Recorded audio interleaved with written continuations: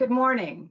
I'm Kim McClary, President of the Los Angeles World Affairs Council and Town Hall. Welcome to today's program. Today, we are pleased to bring another live stream discussion in partnership with Writer's Block Presents, featuring a conversation with Elizabeth Hinton on America on Fire, the untold history of police violence and Black rebellion since the 1960s. Since last spring, we have collaborated on 4 distinguished nationally recognized authors between Writer's Block and the Council Town Hall. And we're so appreciative of that partnership. For those of you who would like to ask questions today, there is a panel on the right-hand side of your screen where you can type in your questions. Jessica DeGanzik, our Vice President of Events, will be managing your questions during the Q&A portion of today's program, which will start in about 35 minutes. Now it's my great pleasure to introduce Andrea Grossman, founder and president of Writer's Block, who will introduce Professor Hinton and our moderator, Professor Michael Eric Dyson. Thank you so much, Andrea, for another terrific partnership. Take it away. Thank you, Kim, and enormous thanks to Professor Elizabeth Hinton and Professor Michael Eric Dyson for joining us today about the enormously complex relationship between Black rebellion and the police in urban America. In her great new book, America on Fire, Yale history and law professor Hinton details one urban rebellion after another, from inception to conclusion across the country, from the 60s to the present.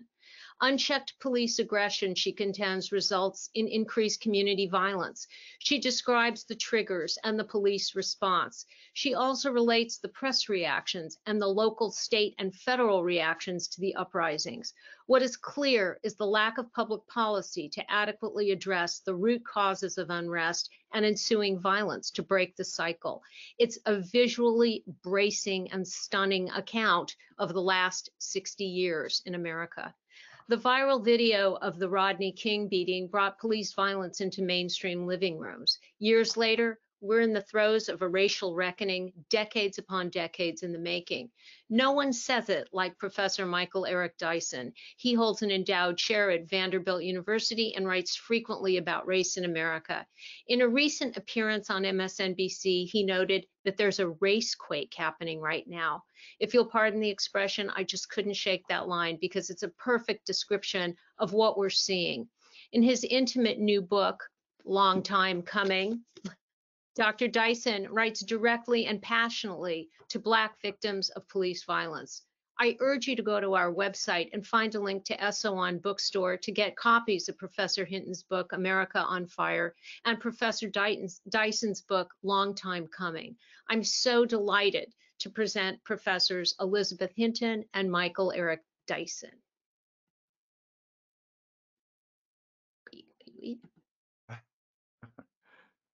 Amen. Are we here? All right. Wow, what an honor it is to be here. Thank you so much for that gracious introduction. And Writer's Block, and Professor Elizabeth Hinton has anything but a writer's block, but she's part of a writer's block, but she's on the block writing. So the point is that we have an extraordinary and engaged scholar here who lives out what a lot of people theorize about when they talk about the great tradition of a Du Bois or an Anna Julia Cooper. People who think well, who are cerebrally acute, and yet who are able to translate that into practicable, digestible formulations that can provide a framework or a blueprint, depending on what your chosen metaphor is, for real action. And, you know, people say that all the time, they want to do that. But to me, this book, and if you, I mean, I'm glad they mentioned my book. If you got enough money after you buy this book, then go on and copy. But if you ain't got money but for one, buy this one. Robin Kelly said, if you want to understand the massive anti-racist protests of 2020, put down the navel-gazing books about racial healing. Well, I ain't talking about racial healing. I'm talking about racial reckonings. However, if you I'm with him on that. If you can't buy but one, buy this book, because it's an extraordinary analysis and a rethinking really shifting the paradigm. I know Kuhn in the second volume of Scientific Structure of Scientific Revolutions talked about a paradigm shift because you had a theory. A paradigm is a theory about how the world operates. And then you have disconfirming evidence that comes along. Then the accumulation of disconfirming evidence leads to a crisis. And the crisis leads to a shift in paradigm. This is what you got right here. This is paradigm shifting. I ain't just saying that. I done read a bunch of books on this stuff. This right here is the real deal. It made me think differently about the whole range of what we saw. And for those of us who are already attuned to trying to take the side of those who have been victims of white supremacy, racial capitalism at its worst moment, and the undermining of the integrity of everyday people, this book puts it on the line and does it in such an edifying fashion. So I want to say welcome, of course, to Professor Elizabeth Hinton. You knew she was at Harvard, now she at Yale. She just skipping these Ivy League schools like she playing them to the left. That's what she does. But at the law school, big time, as well as in the School of Arts and Sciences, and a historian of the first order, a remarkable thinker, and yet an accessible, beautiful writer with eloquence and charm in the old school Weberian sense of that word. So Professor Hinton, thank you so much for writing this book. And thank you for letting me get on board, you know, and do one of these events. I see the big time people you hanging out with, so I'm glad I'm just up in the number to be able to hang out. So, well, thank you. Let me just say first, Michael, Dr. Dyson, thank you so much for your generous words about the book, for bringing us to church, and for being such an old and dear friend of mine. It's truly an honor to get to discuss this work with you. And also, of course, to Writer's Bloc, the World Affairs Council, and my favorite bookstore in the entire country, Eso Won, for hosting us, and all of you for coming and joining the conversation. I'm looking forward to your questions as well. Bless you for that. Eso Won, one of the brothers from Detroit. That's my city, you know, and she got Detroit lit up in here, y'all, but lit up in a different way. So I'm sorry, I'm biased. I got to start there, but I want to start more broadly in thinking about what you do in this book, because when I talk about shifting the paradigm, even when people are defending those whose backs are against the wall, those who have been historically marginalized, the great Martin Luther King Jr., to my mind, still the greatest American we've ever produced. He ain't had no official office, and yet from the spot of a private citizen, he changed, along with an army and battalion of others, the language and vocabulary, and indeed the grammar of American democracy and quest for social justice. But King said a riot is the language of the unheard. You are arguing about what's going on here in this fantastic book about riot and rebellion. And some talked about insurrection and insurgents, although insurrection has been hijacked by the cats on January 6th over here that Mitch McConnell and Kevin McCarthy can't even acknowledge as necessary. And I want to ask you about this. I don't want a soapbox, but I got to say this right quick. Oh, you're supposed to be with the police. You're supposed to be down with the police. You can't even stand with the Capitol Police on trying to have a 9/11 commission on what happened on January 6th, because your real fealty, your real fidelity, your real loyalty ain't to police, it's to white supremacy. It's the maintenance and preservation of whiteness as your religion to which you defer. Your fideistic commitment is driven on and predicated by your commitment to whiteness. But anyway, having said that, this is your thing, not mine. Talk to us about the difference between riot and rebellion linguistically, and what that linguistic distinction means ideologically and politically, and to people on the ground.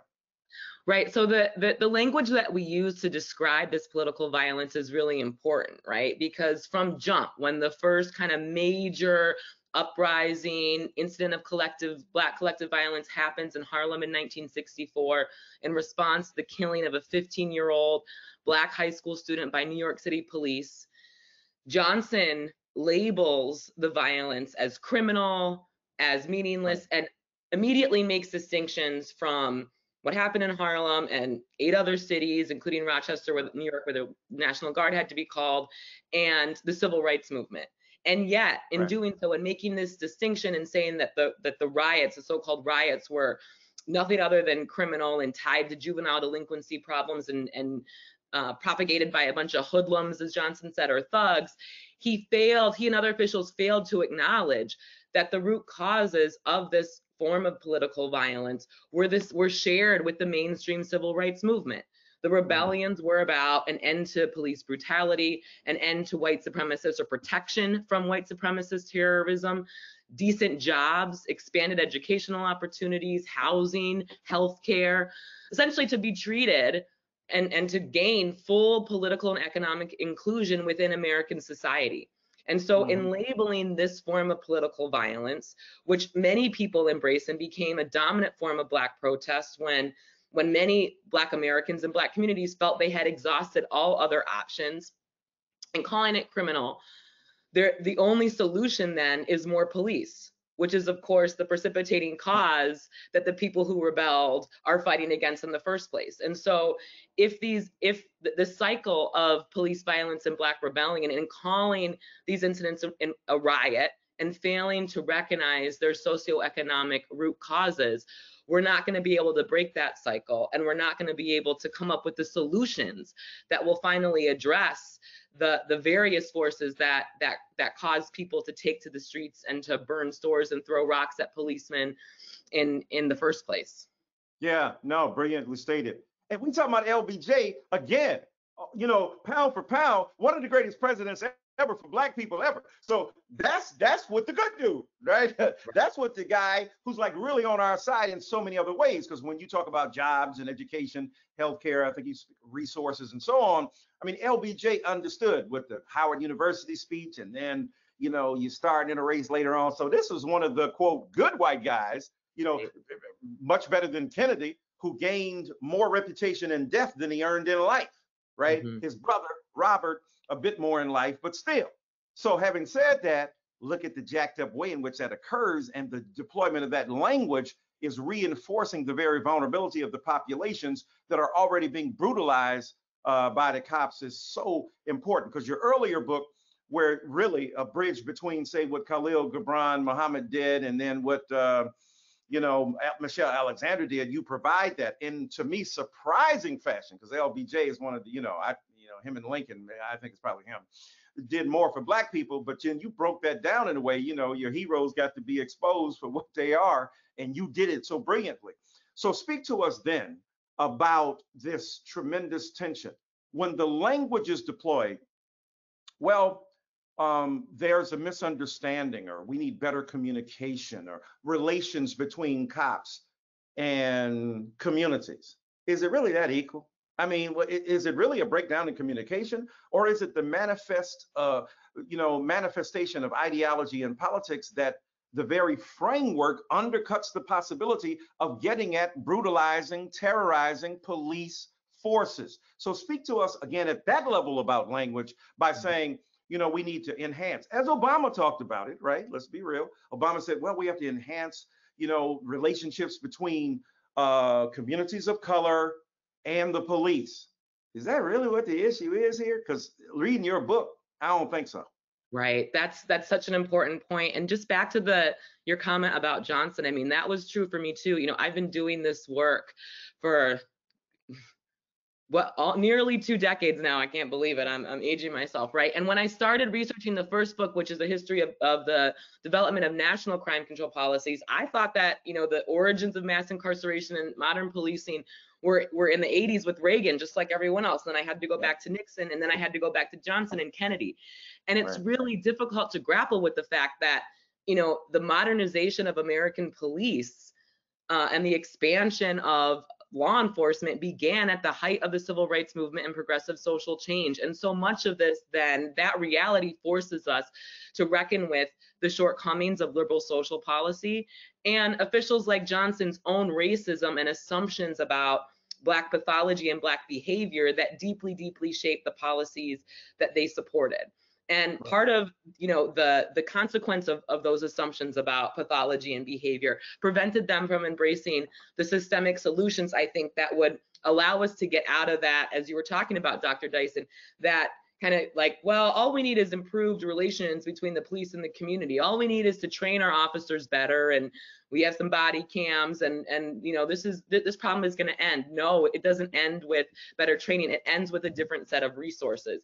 And this is where the 1960s was really such a missed opportunity that we're living in very much in the consequences of today, because Johnson's own Kerner Commission that the president called in the middle of the Detroit Rebellion in '67, as he's, you know, forced to deploy federal troops to the city for the first time since the race riot of 1943 in order to quell or to suppress the violence.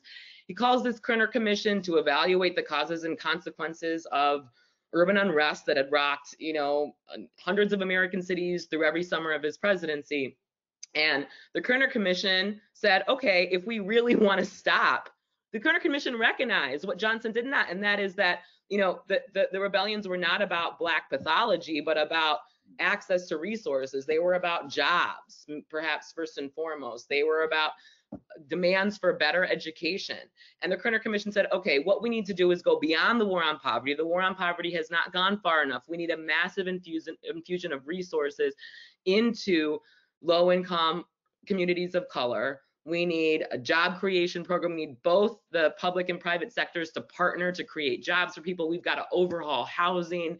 We've got to improve policing, not by just police community relations, but actually de-escalating policing. Things that we're talking about today, right? The Kerner Commission said, you know, we don't always have to respond to like a familial dispute with the police. We can, with a police officer, we can think about other ways to approach that situation than a uniformed officer with a gun. And, you know, these, like, we don't have to have another commission to know what some of these major solutions are. We've got to change our priorities. We've got to re-envision public safety, and we've got to make that kind of investment that the Kerner Commission called for over 50 years ago. See, that to me is so brilliant.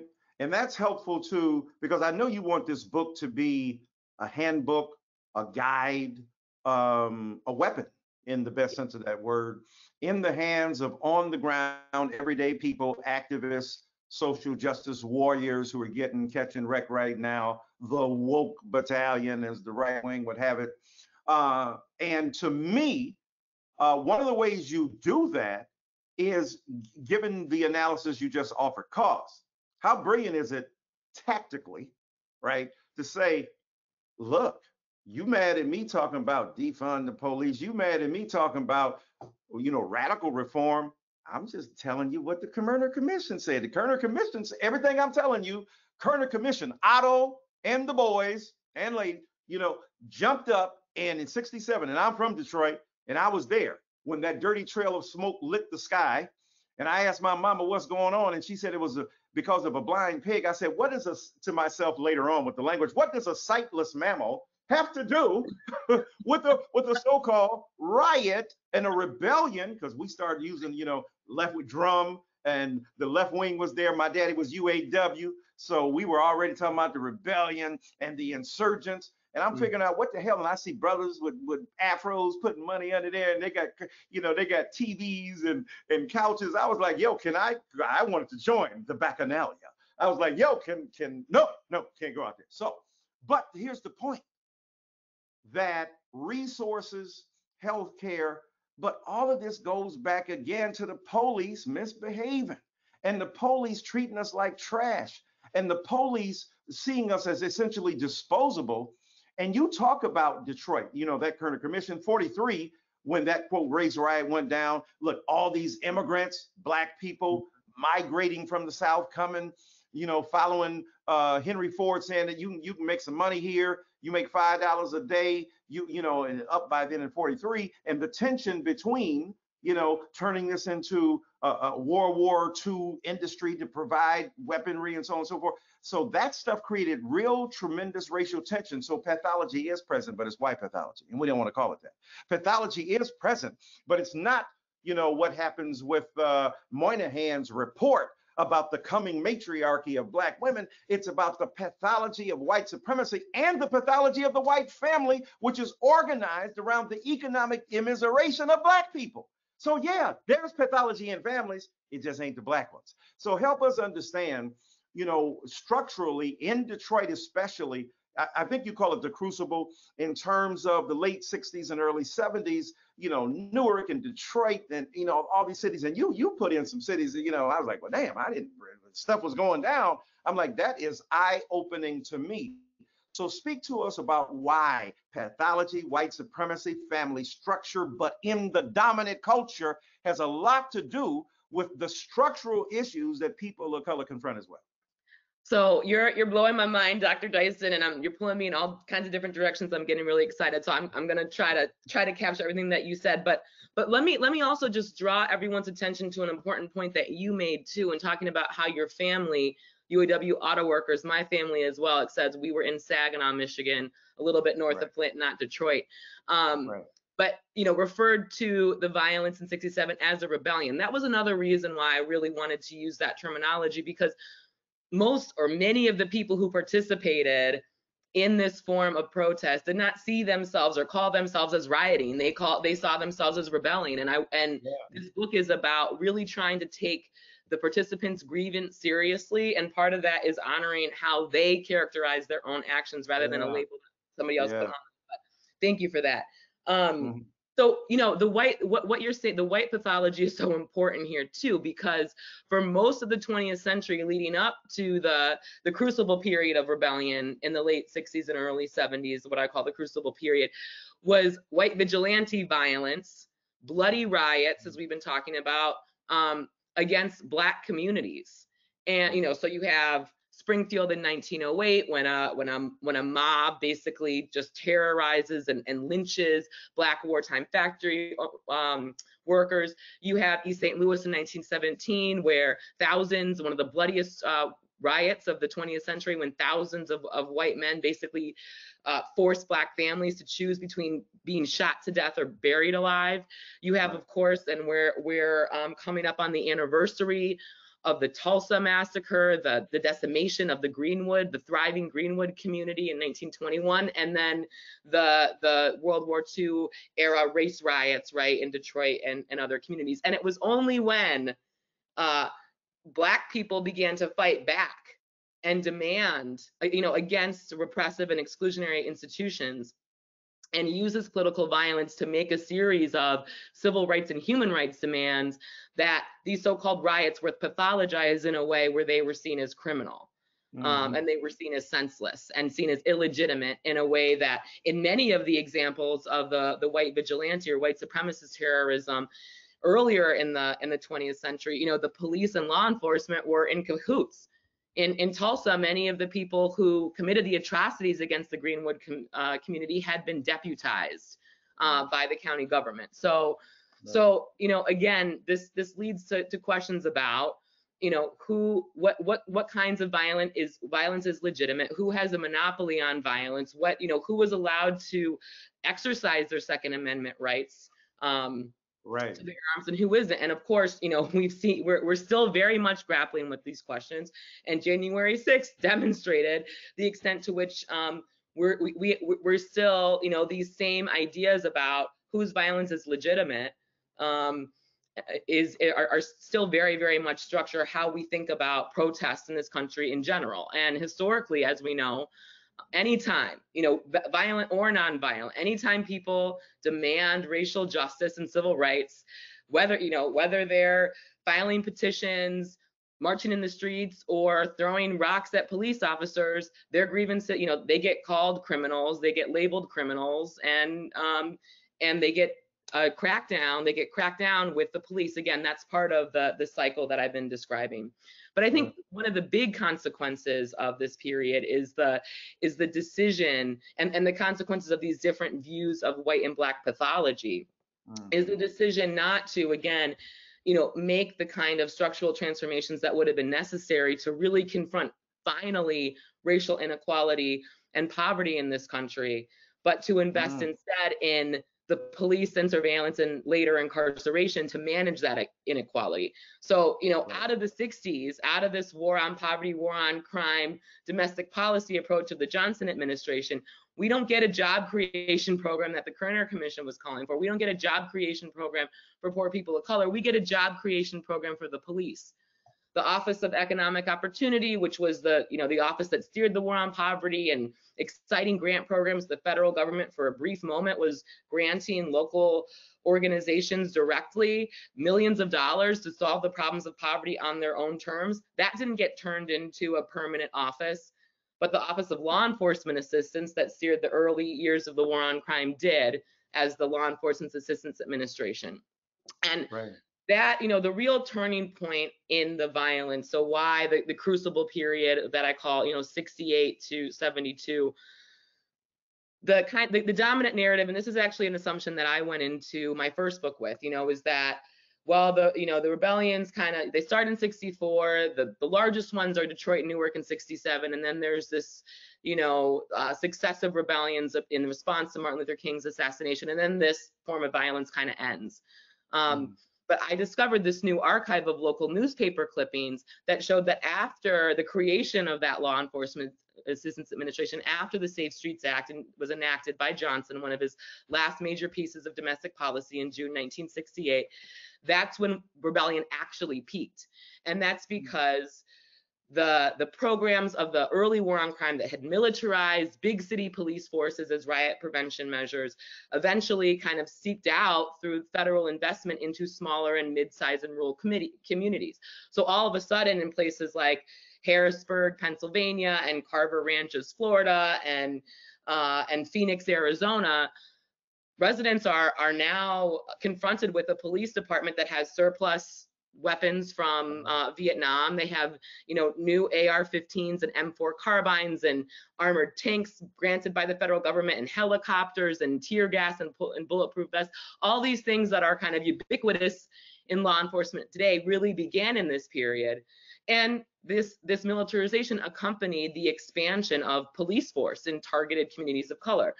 And as that began to roll out following the Safe Streets Act, residents didn't say, oh, this is so great, you're going to keep us safe and you're going to prevent us from burning down our own community. The response to that was to fight back. The response was to say, no, we don't want police breaking up our family barbecues. We don't want police arresting a bunch of kids in the park who are just hanging out like kids do, like kids are allowed to do in the suburbs. They fought back. And that really changes how we understand community responses to the crime war, and also some of the ways in which a new generation of young Black people responded to what they perceived as some of the larger shortcomings of the civil rights movement. Right. Yeah, that's an important point to end on. I mean, that's a brilliant genealogy, and you get that in this book. I just can't tell y'all enough. It's clear, it's pellucid. It really breaks down what Professor Hinton is speaking about, and especially that shift of resources toward the police, right? Now, they got the ideological infrastructure down with, guaranteed immunity and that qualified immunity. They got it down in terms of, the police sympathies that are engendered in the state. But then when you think about how they got the monies, because we saw in Iraq, in St. Louis, we saw the weaponry go there, right? Under Obama and all that, all these, big time weapons are being given to these local police. It ain't started there. So when you heard her talk about Vietnam and how those weapons, that was eye-opening to me, that was, those were the places that stuff was going on, which meant it was going on way before what we know now. That's why this is a Nietzschean Foucaultian genealogy. She's breaking history down, dog. She's giving you a historical trajectory to make your arguments rooted in this. Now, a couple things. I know I can't believe it. Oh, man, we just need like 2 hours. But when we talk about, Obama got in some trouble and then he tried to fix it up in terms of like, you got to use your language. Now, I'm down with, and I wrote a book on Obama, so if you want to see my views, check it out. I'll be doing that work. But what's interesting is that I tell people it ain't like the left ain't got to have no savvy about how to talk about things as well, right? You gotta figure out, right? If you ask the poll question, do you believe in affirmative action? Hell no. Do you think that Black people who have been historically limited for the last 400? Oh yes, well of course. So how you act, as we say, this stuff does make a difference. And I'm not arguing that AOC and Tlaib are on one side and Obama's on the other. I'm saying strategy is critical. So two things. First of all, the good Negro versus the bad Negro, right? The civil rights movement was, it's always amazing to me. I see white folk quoting the civil rights movement, but you hated it when it was here. How you gonna be using that as the legitimate point when you called him Martin Luther King, when you shot and killed him? He ain't alive because you thought he was a problem. So excuse me for thinking, well, damn, if you liked it so much, I hate to see if you hated it. So you now deploy because you're disingenuous. You don't really like it. You just want to use it against the people you don't like and the stuff that's been accepted. So sit-ins, early 60s, good Negro, bad 1969, I think it was in North Carolina. And then these are the bad Negroes. Good Negro, bad Negro, good way to do it, bad way. Speak about that. And then secondly, the ways in which we talk about defunding police help us understand the complicated, nuanced, sophisticated analysis of public safety is not the exclusive preserve of the police.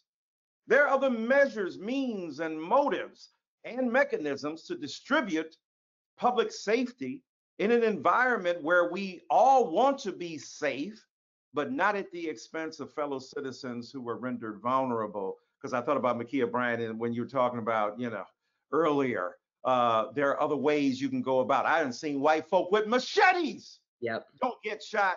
And you can't take down a 15-year-old girl with a knife. And I see two other cops saying, y'all could have tackled the girl or shot her in the leg or whatever you're going to do. Stop it. You ain't concerned about the Black woman that was going to get killed because you done displayed that all together. Anyway, please explain both of those. Well, that goes actually, I mean, that the Ma'Khia Boyd example goes back to the different pathologies. Last summer, Kyle Rittenhouse, after shooting 2 people with a military weapon at a protest, walked past tanks of police officers with his arms in the air, and they didn't do anything.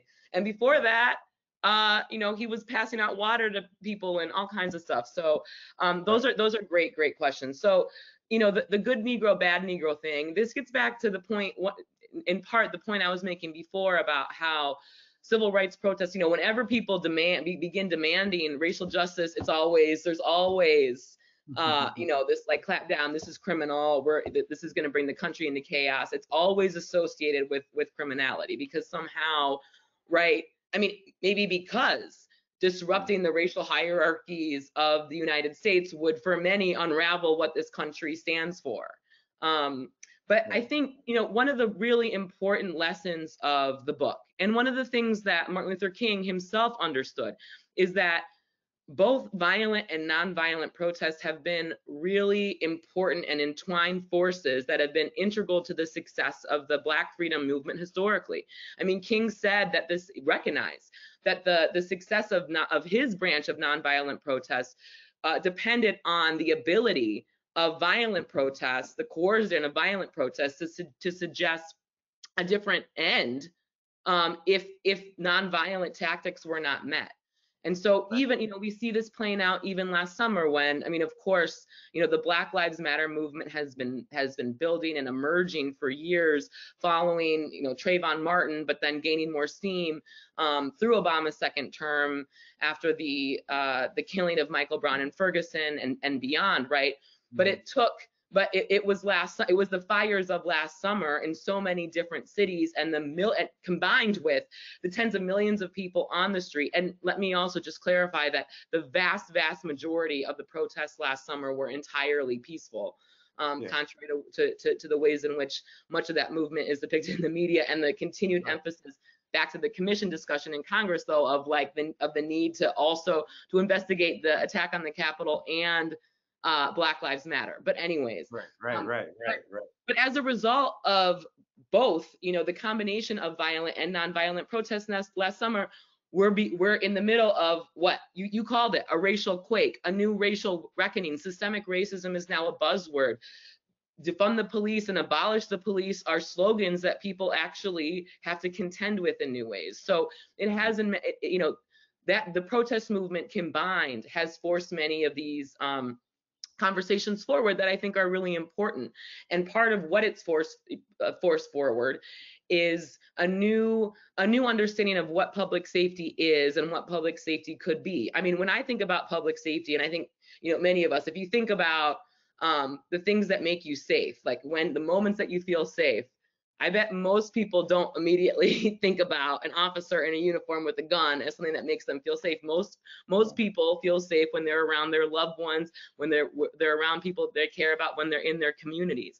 And I think that, you know, public safety should, one, it is a local issue. And I think communities know best how to keep one another safe, and investing in communities to foster that safety, you know, whether through mutual aid, whether through cooperatives, whether through community tenant patrols, which we know, which have been tried for decades, which are cost effective, and we know actually are much more effective in reducing crime than, let's say, a gang task force.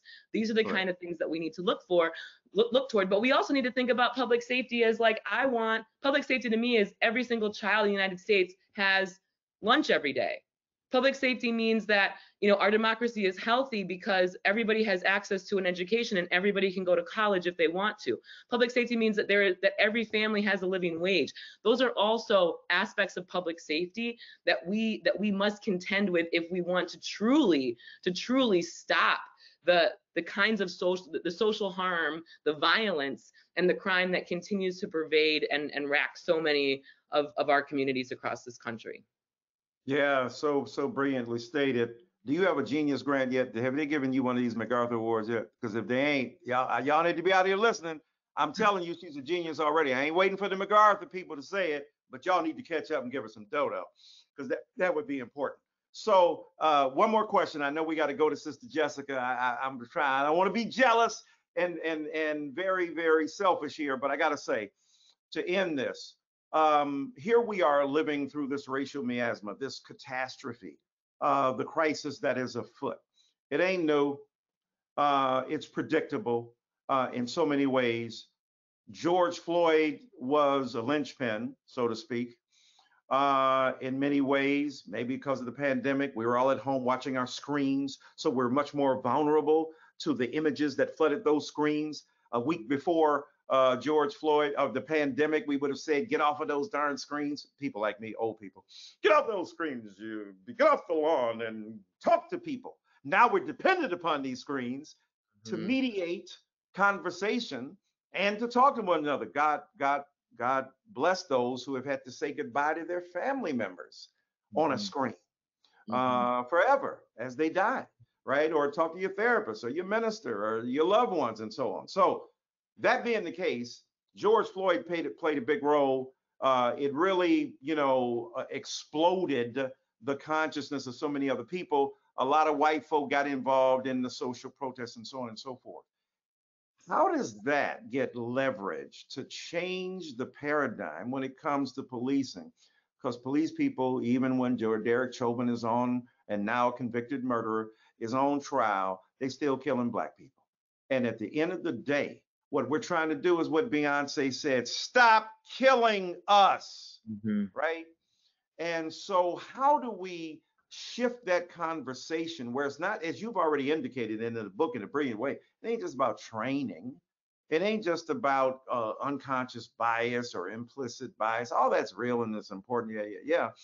But the point is, how do we motivate these communities in which we live to see the necessity of having a radical reorientation toward policing so that they are not uncritically valorized, that they are not paid deference to that is unwarranted, and that we're able to push back? What do we do? Oh, that's a tough question, and let me just say that, you mentioned the deep interracial character of the protests last summer, and I think that's really important. The kind of the anchor of the book is the Crucible period, that late 60s, early 70s period, but I take it through the 20th century. I cover Miami in 1980 and LA in 92 and Cincinnati in 2001. And one of the big differences that I want to emphasize between Ferguson onward and what happened in the earlier period is that all of the protests in recent years have begun peacefully. have begun as peaceful protests, have begun as peaceful vigils, and police came in with tear gas and with their batons and escalated the situation and precipitated the violence, which I think is really important. So there are important distinctions, and I think that, you know, the fact that we saw protests for Black lives and racial justice in so many majority white communities, some all white communities, really, you know, shows us that I would like to think the majority, maybe just over the majority, near half of Americans want our domestic policies to be based on the principle of equality, want us to really finally confront racial discrimination, and want a different set of investments, because the policing and the prison thing hasn't worked to keep the most vulnerable communities safe and isn't addressing the most pressing needs that most Americans have. Healthcare, jobs, educational opportunities for their family, how they're going to be able to feed their families at night. You know, these are the questions that I think people are on people's minds. And, you know, we have an enormous set of challenges before us, because, you know, we have to begin to change hearts and minds. And that's, you know, that's hard. That's been the long struggle, right? And that's, you know, that's why I wrote this history, because I don't think that we are going to be able to figure out, to one, identify the path forward and to really understand where systemic racism comes from without identifying historical developments and historical patterns. And that's a huge reason why I wrote this book. I mean, it is a small contribution to what I think are growing conversations about the most pressing social issues facing the United States today. All right. The only thing I'll disagree with Professor Hinton on is that last penultimate statement, I should say, where it's a small contribution. It's a huge contribution. We ain't even touched the surface, man. Oh man, I just need to follow you on all the whole, you know, tour. Sorry, Kianga, and all the other good people. I ain't mad. Y'all are great, but you know, Professor Hinton and I, we got history, so we go back like babies and pacifiers. But a tremendous book. You can see she thinks of like a world-class philosopher, thinker, Hollywood actress. You know, when you look at her and the brain, I'm an old Black man. This is just recognition, nothing else. But a woman of extraordinary, of many parts, as they used to say, but extraordinary intellectual capacity, driven by a commitment to the people. And this book is a real value. I'll be teaching this book in class. Y'all read this book. You can understand it. Jesse Jackson said something to me once. He said, if you say something I can't understand, that's a failure of your education, not mine. So that was a real politic of pedagogy and public intellectual life. And Elizabeth Hinton, professor, the Reverend Dr. Professor Elizabeth Hinton embodies that. Jessica, you come on in. I really don't want to give up the microphone, but I got to, you know, because other people have to get in. But thank you so much, Professor Hinton, for writing this book. Thank you, Dr. Dyson. It's been a joy being able to talk to you about it. Thank you, Mama. And I hope you'll join in the questions too. You know, this isn't just for me, it's an ongoing discussion.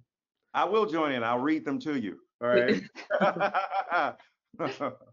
Very good. Yeah, we do have a lot of questions coming in. So our first one, police departments across the nation have spoken of developing a force that mirrors the community they serve. Yet not everybody wants to be an officer any more than a doctor or a lawyer. How do we overcome the obstacles to change?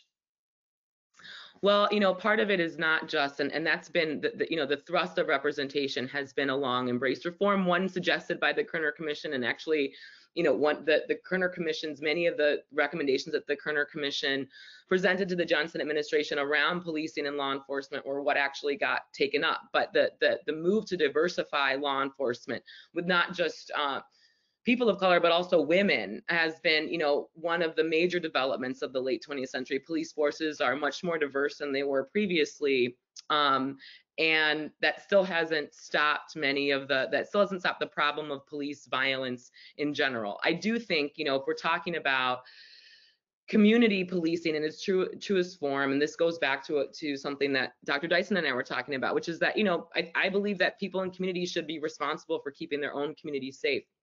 So we're talking about things like residency requirements and things like that. I think that could go some way to addressing some of the tensions between police and the community. Because of course, if you're not an outsider, if you're living in the community, and most police officers are responsible, who are on the beat in low-income communities of color, don't live in those communities, and so they have less of a stake in those communities. And there's so much fear on both sides. The residents fear the police, and frankly, the police officers fear the residents, which is partly why we get these, people are so trigger happy. We get these incidents that we get killings that could have easily be avoided, and that would never happen in white communities. So I do think that, residency requirements, which is something that has been floated around for a while, could make a difference. But the problem that you're getting at, that is in terms of recruitment. People don't necessarily want to join, to be a part of a police department, and the underlying problems of policing itself are not going to be resolved through representation. We really have to rethink some of the fundamental logics of American policing in general, and what the purpose and function of policing is, and police officers are, and whether or not there could be other figures or institutions who could be brought in to respond to things like a mental health crisis or domestic violence outside of the police, who are, especially in poor areas, the kind of the state solution to everything. So, if your kid is on drugs and you feel like they're threatening you, you can't get them, if you're poor, you can't get treatment for them. The only people you can call is the police, who will come and arrest them. And so we need to invest in other institutions to provide communities with a different set of solutions. And representation itself, and even, residency requirements, I don't think are going to entirely solve that.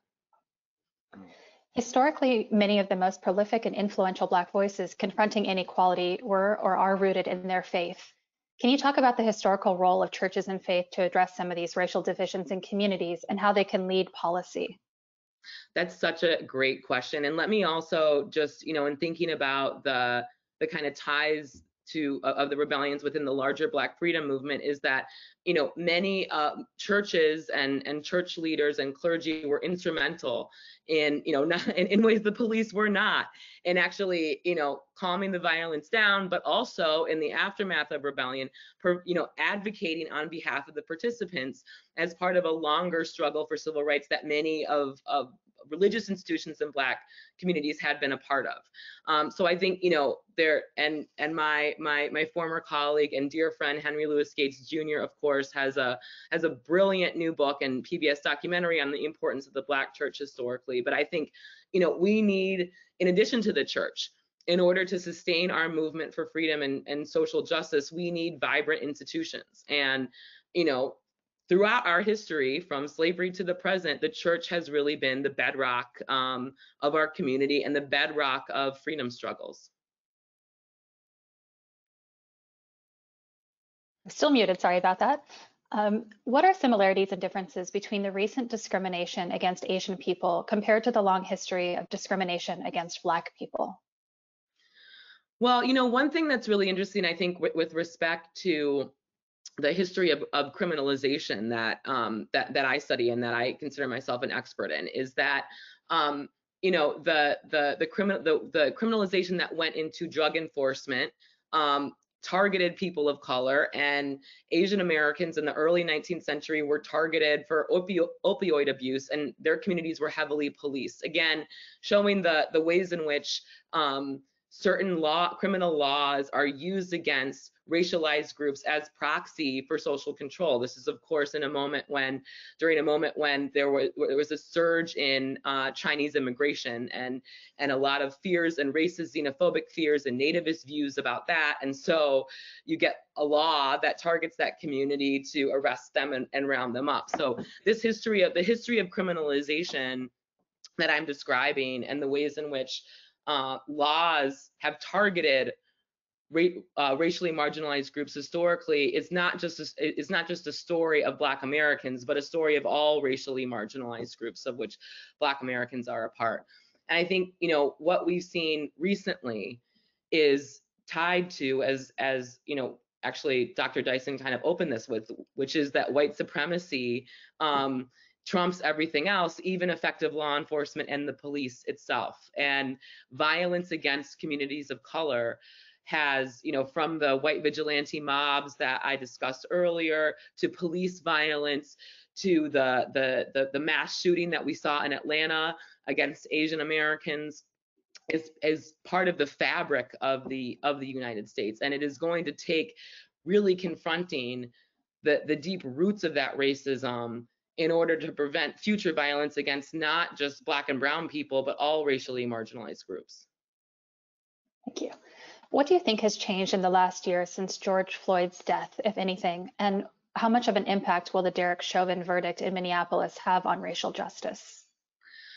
That's another really great question. I mean, I do think that, the past year has brought some conversations forward. Again, we're talking about systemic racism differently. I think there is an opening and an audience for my book that there might not have been a few years ago, but I think now, the extent of police violence is really undeniable. And it's something that, the George Floyd video itself is, of course, tied to the rise of the Black Lives Matter movement and awareness in recent years. That is a consequence of technology. I mean, it's not as if these problems and police violence hasn't been happening, and that's like another big point of the book, for decades, for centuries. But it's just that now all of us have these little cameras in our pockets, and we actually have been able to capture it on video. We actually have proof in a way that we didn't. And historically, and you see this a lot, especially in the 60s and 70s, white communities, or people who don't live in the communities where the excessive brutality is occurring, have denied the extent of it. It said, well, police brutality is kind of a figment of Black Americans' imagination. But now, because we have this proof, and we know that body cams, which are a celebrated reform among many officials, do not always provide that proof, especially when law enforcement officials refuse to share it, even as they're ruling deaths justified, like Andrew Brown Jr. in North Carolina, but that's a separate story. But yeah, until so we have to get beyond the body cams in order to really address the kind of fundamental issues at the heart. Thank you. Do you think there are arguments that we can make to conservatives that can get them to come along on a journey to reinvesting in communities and away from policing? Well, I think one that has really taken off is the extent to which mass incarceration has created a fiscal crisis for everyone. That it's just been bad. It's bad spending, and that's why you've seen in recent years the right and the left come together on beginning to decarcerate and scale back mass incarceration. It's not cost effective. And so I think if we can begin to show that actually making a different set of investments in the long run is much more cost effective, and we know that. For instance, we know early childhood education programs like Head Start research has proven that they will make it less likely that the children who go through these programs will get arrested in the future. We know that job training programs and jobs for youth at risk lead to reductions in gang violence. These are much, much less expensive than spending tens of thousands of dollars a year incarcerating a young person.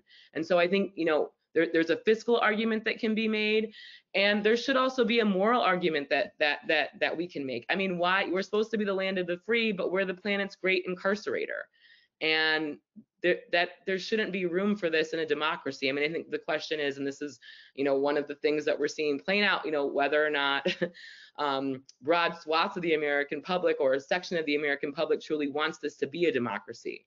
But there should not be room for the mass disenfranchisement and the caging of millions of people and the supervision that millions of people are placed under in a so-called democracy. We should want that democracy to be vibrant through education and various programs that allow the people of this country to fully flourish. Do you think there is any value in seeking to engage the police departments in community truth-telling / reconciliation efforts, or is law enforcement only concerned about risk management?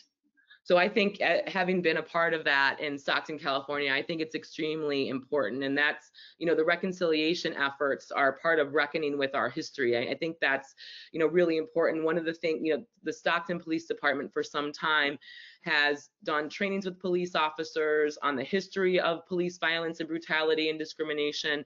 For the past, since 2016, I've been working with the chief of police in Stockton.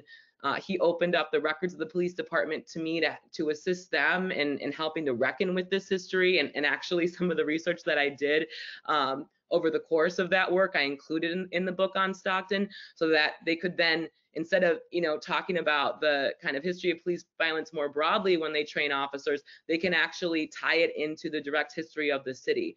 And accompanying that in Stockton are conversation or listening sessions between residents and police officers. And a lot of people think that that this isn't going to get us anywhere, and this is just softening police. But I really do think that reckoning with the history of police violence and engaging in dialogue, I mean, it's these conversations that we need to be having if we're going to make that change in hearts and minds that I've been talking about, and eventually build the coalition that it's going to take to dismantle the current racist system and build something entirely new. Thank you. Why is it so hard to create the education / schools and the jobs that are often talked about? Is it just talk? I think it's political will. I mean, one of the things in grappling with this question for years, I really thought hard about, well, why didn't the Johnson administration, why were they so resistant to the Kerner Commission's proposals, even as Johnson said in his rhetoric that he was committed to ending racial discrimination and inequality? And I think that, again, I mean, I know I sound like a broken record at this point, but so much of it has to do with hearts and minds and political will, because it's going to take, in order to disrupt the racial hierarchies that have defined this country historically, it means that those with power and privilege of all races are going to have to give something up. And I think that people have been resistant to that. If we want to create more equity, then that means that we're all responsible for helping to create that equity, and in the process we might lose something. And in the process of giving up white supremacy, white Americans are going to lose all of the benefits that come with their whiteness. And I think that's something that's difficult to give up. But as we've been talking about, it seems like more Americans than at least in my lifetime are willing to shed that in order to live in a better country. Thank you. And just one last question before you go back to Professor Dyson. Can you speak a little bit on the role of Black women in the rebellions in the 1960s and 1970s? That's a great question. And of course, Black women, and especially, let me also just say, young people were really the driving force of many of these rebellions. Young people, not just of high school age, but middle school students, kids as young as 10 and 12 years old. And this wasn't just Black boys, Black women, Black girls were very much involved as well. And in many of the incidents, Black women, the brutalization of Black women was at the center of the precipitating events that started the rebellion. So whether, a police officer pushes a pregnant woman to the ground, and community members observe this and come to defend her, whether it's police officers evicting a mother from a housing project and her neighbors step in to prevent that eviction from happening. The continued oppression and the unique oppression that Black women face in itself, those conditions very often compelled community members to come to the defense of Black women. Awesome. Well, thank you so much. I know that hour went by really, really quickly, so I appreciate this discussion. And Professor Dyson, I'll turn it back over to you. Thank you. All right, we're going to go another hour. We got another hour? That's good. I so wish. Well, Professor Hinton, an extraordinary book, a remarkable document, a piece of scholarship, but also a handbook, a guidebook, a blueprint for those who are on the ground thinking seriously about these issues and trying to make a difference, because we got a lot of Black and brown police people out here who agree with what you say in this book. And the question is, how could we ever bridge the gap between those who have those jobs, who want to be amplified in their articulation of these concerns, and hemmed in by, the fealty to the police, the thin blue line, which has been terrorizing communities across the country. But the way in which you break this down so brilliantly is extraordinary. And police violence has hurt so many of us. And it hurts white people as well, those communities. It devastates them morally and ethically and makes them vulnerable to rebuff in the defense of democracy. So I want to thank you for writing this book. Any final words you want to give us before we have to sign off? Just thank you for reading. Thank you, Dr. Dyson, and let's do it. Now is the time. We got to build a better world. Yeah, no doubt, no doubt. All right, we'll turn it over to Sister Kim McClary over there. Thank you so much, Professor. Thank you both for such an important discussion. Professor Hinton, we so appreciate you sharing your book and all of your research with our audience today. I just want to give your book one more plug. Again, this is a conversation with Elizabeth Hinton on America on Fire, the Untold History of Police Violence and Black Rebellion since the 1960s. And it's available at Eso Won Books. And we put that information in the chat section of everyone's control panel. So click on that after the program and buy her book. Of course, Professor Dyson, we so appreciate your time today, calling in from Nashville. We appreciate your moderating it so well.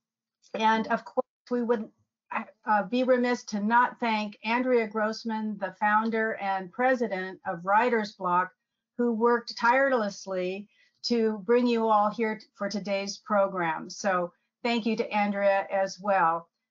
For our viewers, the Writer's Bloc and the World Affairs Council Town Hall are nonprofits, and we provide these live streams for free as a public service. So please visit our websites and see how you can support us and sign up for future programs.